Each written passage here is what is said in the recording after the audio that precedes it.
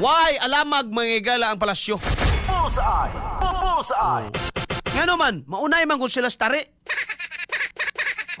Nan, giatuan dayon nila Secretary Dison, ingon si Dison mga higala nga, bahala ko nog balikaso na ninyo siya diya sa YouTube. Bahala ko nog adlaw-adlaw mga higala yung balikason. Basta ila ko nun yung gitrabaho, paminaon na nato mga higala Secretary Dison o si Abalos be. XFM Katropa! Murahin nyo kami sa YouTube, okay ka. Ang importante ho, naririnig namin ang hinaing ninyo, ang daing ninyo. No, at naririnig po ng Pangulo. Wag po kayong, alam nyo, paulit-ulit kung natatanong ako, di ba? Okay lang ba na nagagalit ang taong bayan sa DPWH? Sabi ko, ako okay ka.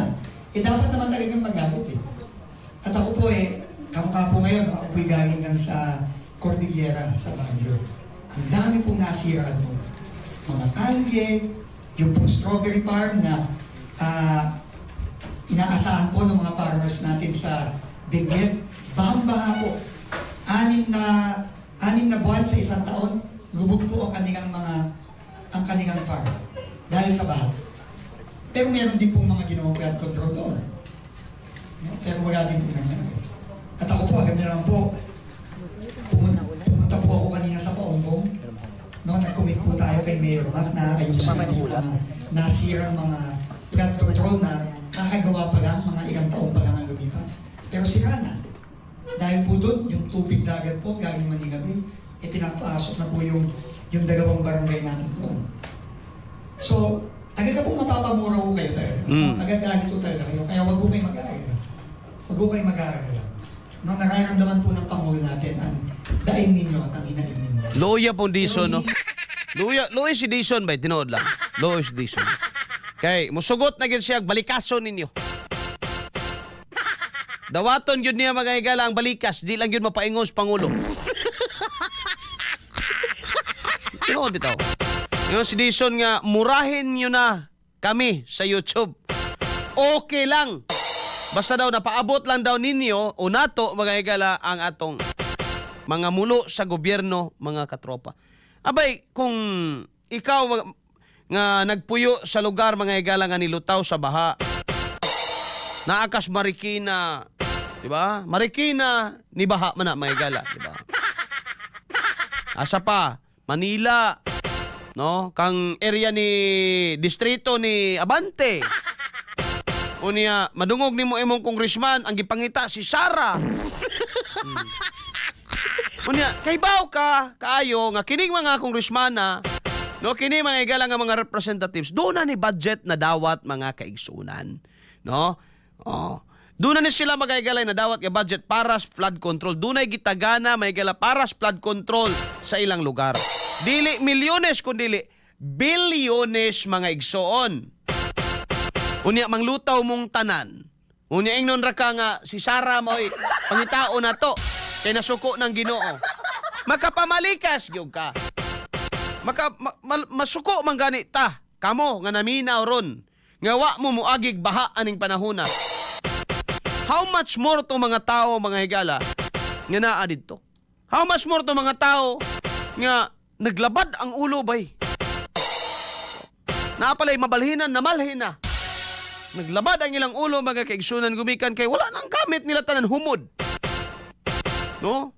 Aliman ka anang sus, kita man gyud mo sa mga di man gyud na mga higala fake news ng mga gipakita na to mga higala das mga page na to. Ay latong uban kay mga basig ang uban ba basig pasubrahan no basig og pati baha sa Pakistan mga higala i-apel diha no.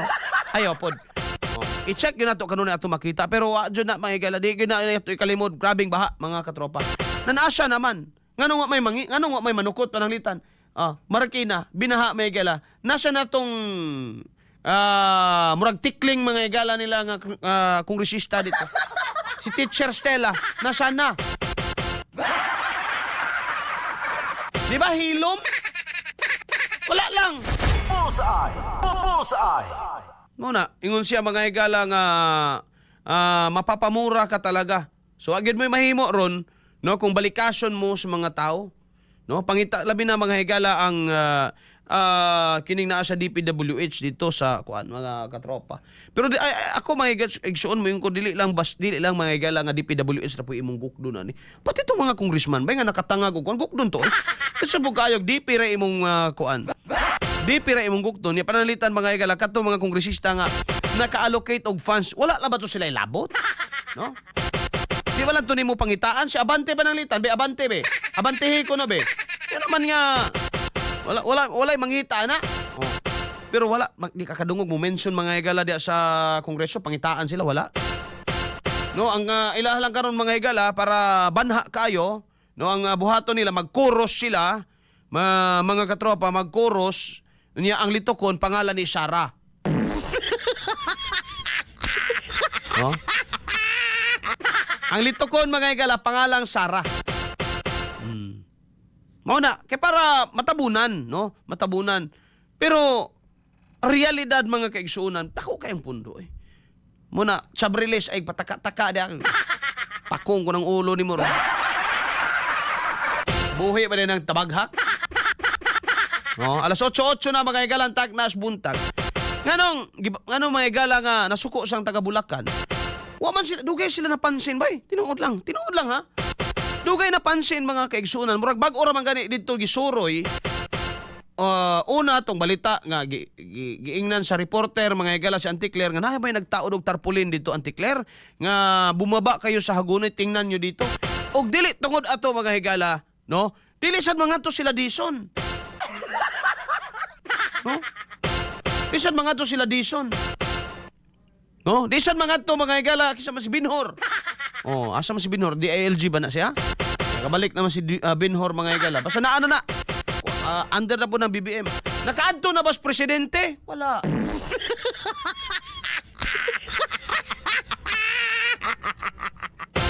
Luoy kayo mga kaigsuunan niya. Naipakialam? Murag wala. Mga katropa. Unya, basta lang, importante lang nga, naamoy food packs madawat. No? Naamoy ayuda madawat. Dili man na mao mga higala mo'y punto. No? Ang punto diha, mapapanubag ba ninyo ang hinungdan? Di ba po pwede mga higalang mo ingon lang ka nga, daghan naman kung kayong tubig ni Agas? No? Di ba si BBM gi-interview? Sa ingon niya? Pitindaghan nagyo ko nung bumagsak na tubig mga higala sa Luzon. Na-overwhelm. Kumbaga, na-overpower kumbaga ang mga project sa gobyerno. Mga kaigsunan. Dili na tinuod oy. In the first place, kung tarong ang project sa gobyerno mga higala, never na ma-overwhelm. Kung ma-overwhelm man ugaling mga higala, dili niadto kalapad, no? Kung ma-overwhelm man ugaling mga higala, dili niadto kalapad. Ngano man?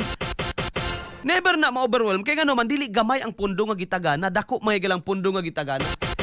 Ang pangutana man gud karon, hatagan og bilyon, unsay gihimo? Gabyons lang.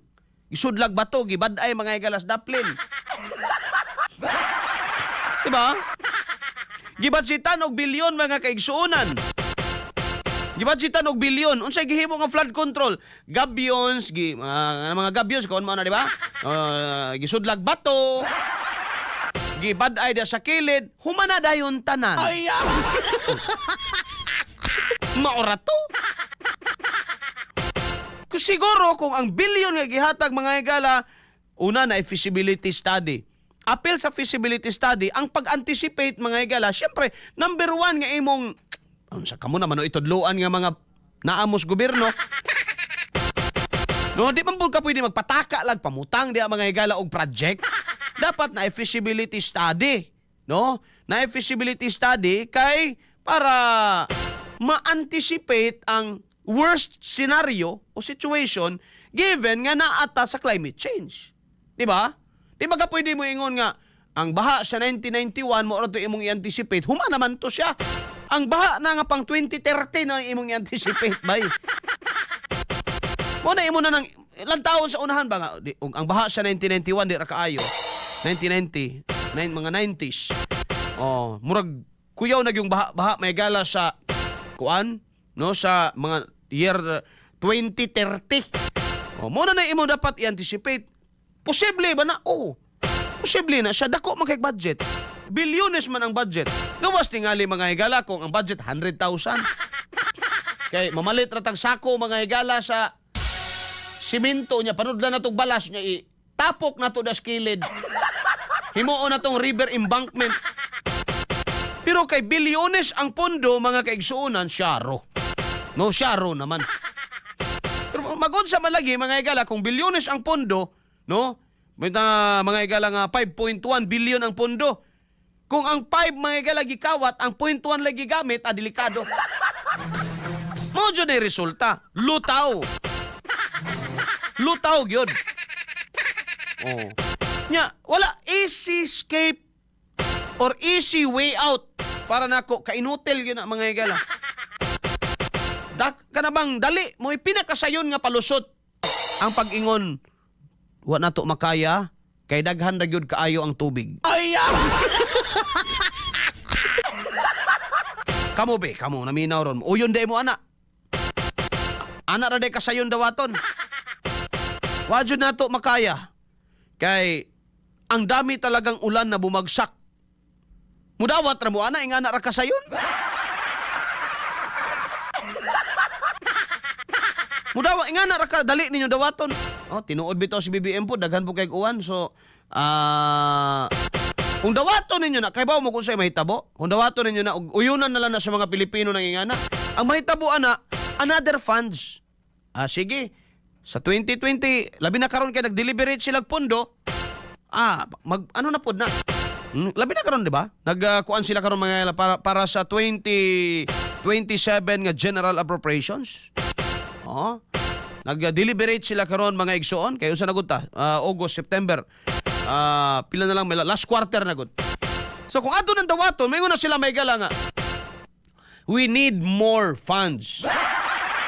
Kadungog ka ni Ortega unsa ingon niya pagbaha sila union, kailangan pa natin ng pera. Kailangan pa talaga punduhan ito. So another kwarta na naman. Unsa ka kasigurado nga nila ni ibulsa? Pila ka porsyento kang sigurado nga way kawat mahitabuan eh? Ayaw na tanin niyo. Delikado ganin abi nimo. Kining kwarta may galang ipagawa sa 2027, delikado nga naman.